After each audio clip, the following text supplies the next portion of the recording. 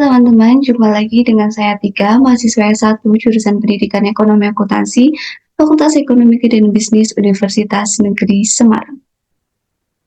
Oke teman-teman, jadi pada kesempatan kali ini kita akan belajar bersama mengenai salah satu metode pembelajaran, yaitu reciprocal teaching berpasangan. Oke, langsung aja kita belajar bareng-bareng apa sih itu metode pembelajaran reciprocal teaching berpasangan.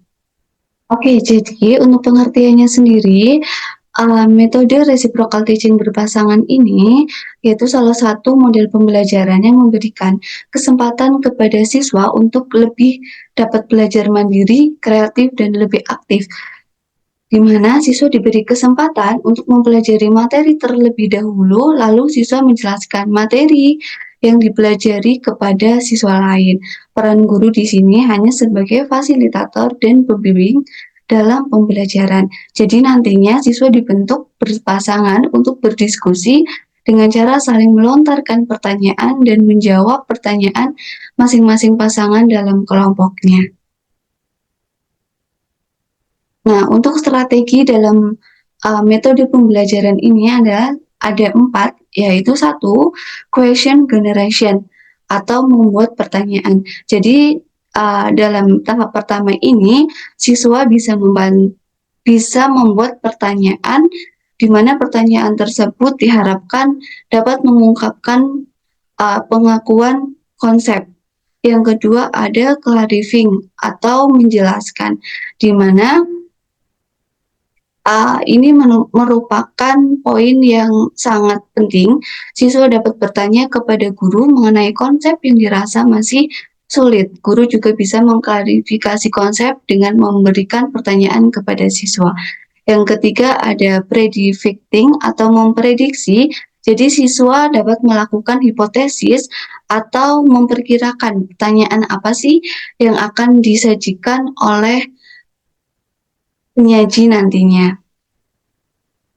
Yang keempat ada summarizing atau merangkum. Jadi nanti siswa dapat mengidentifikasi dan mengintegrasikannya dengan materi.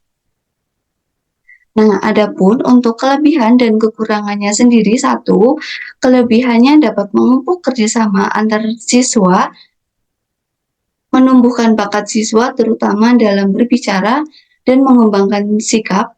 Yang kedua ada siswa lebih memperhatikan pembelajaran karena menghayati sendiri. Yang ketiga melatih siswa untuk menganalisa masalah dan mengambil kesimpulan dalam waktu yang singkat.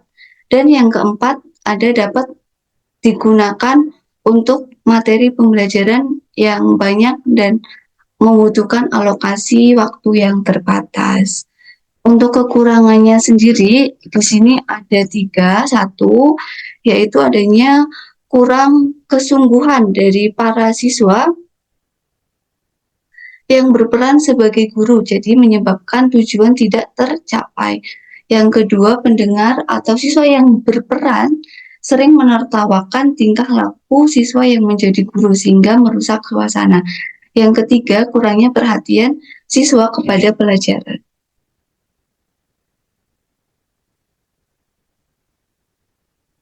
Bentar, ini.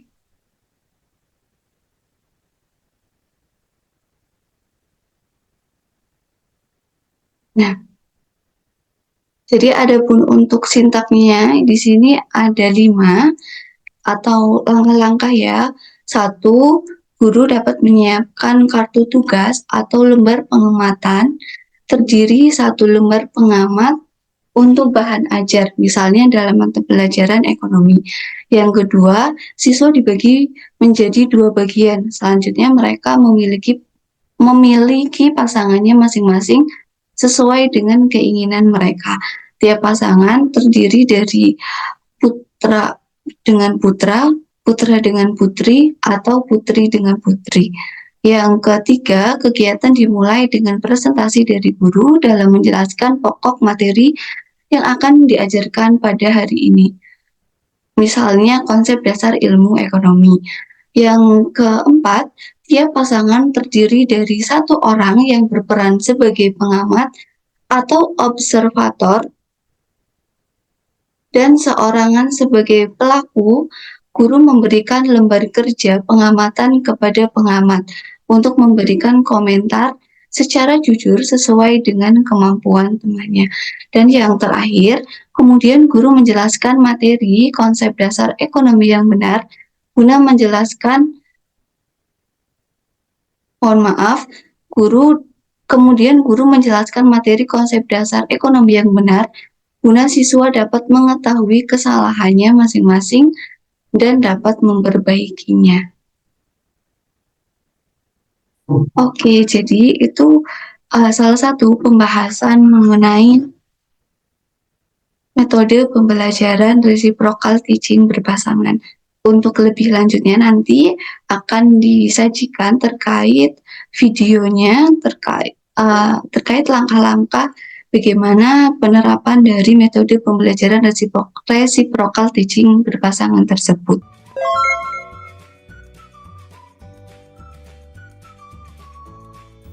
Pada metode reciprocal teaching berpasangan ini, siswa akan diminta untuk mempelajari materi terlebih dahulu. Kemudian, siswa diminta untuk berdiskusi dengan teman sebangku atau pasangannya.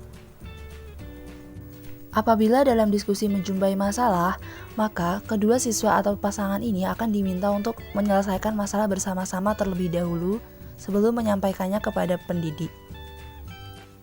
Metode ini cukup efektif karena tidak sedikit siswa yang malu bertanya kepada pendidik. Harapannya, dengan tutor sebaya atau pembelajaran dengan teman sebaya, siswa akan lebih aktif dan tidak malu untuk bertanya.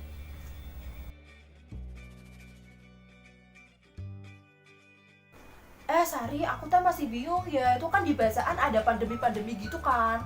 Nah, hubungannya produksi, konsumsi, sama distribusi itu apa sih? Nah, jadi hubungan antara produksi, konsumsi, distribusi, dan juga pandemi. Ini, tiga kali konsumsi, distribusi, satu sama ada. Kalau produksi, distribusi. Oh. Nah, tadi proses apa yang bagi? Oh, gitu.